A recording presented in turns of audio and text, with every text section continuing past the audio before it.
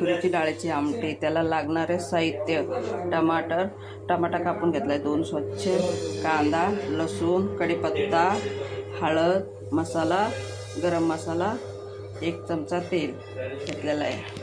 एका गॅस चालू केला आहे, कढई ठेवला आहे. कढई तापलं की 1 चमचा तेल टाकायचं.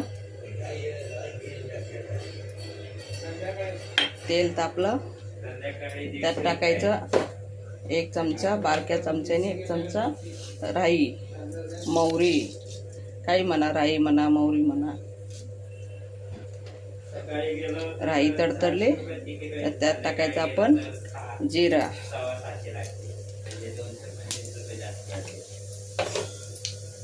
जिरा तडतडले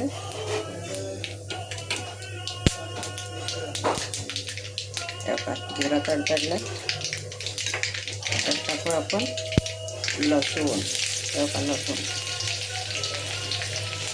लसूण टाकलं. कढीपत्ता. कढीपत्ता कसा वाजतो, छान वास होतो आमटीमध्ये. त्यात टाकूया कांदा. टाकून तळून घेऊया.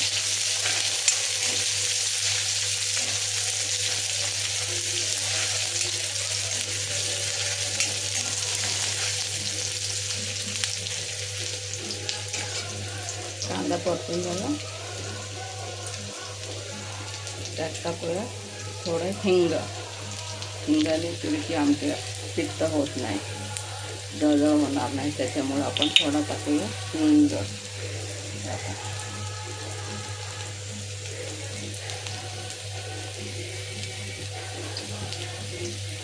थोडा टाकला, थोडा आलून घेऊया.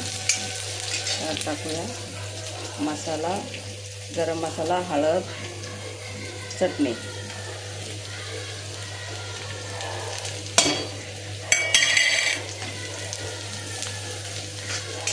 तेव्हा थोडा लाल झाला त्यात टाकूया टमाटर.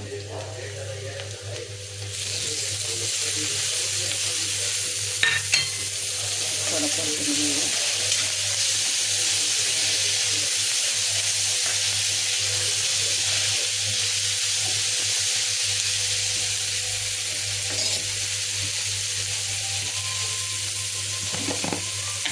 त्यात टाकूया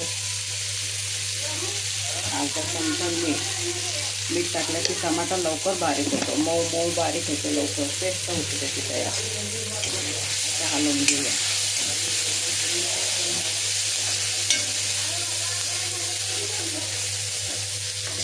लाल तरी आले बघा.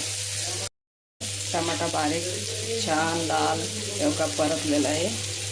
त्यात टाकूया आपण एवढा तुरीची डाळ शिजवून घेतलेला आहे, बारीक करून घेतलेला आहे. त्यात टाकून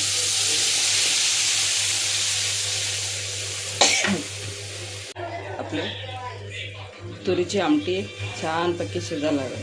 त्यात टाकूया कोथिंबीर.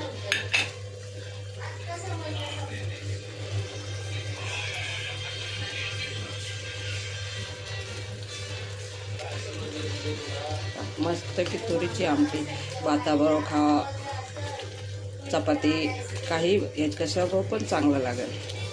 मस्त की झाला लाल भात, चवीला छान लागतं. आपण गॅस बंद करूया. आमटी कसली भारी आमटी दिसते बघा, छान आहे बघा, घट्ट.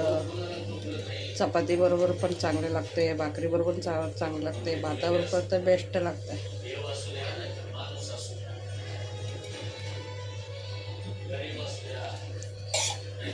तुरीची आमटी या मैत्रिणींनो जेवायला.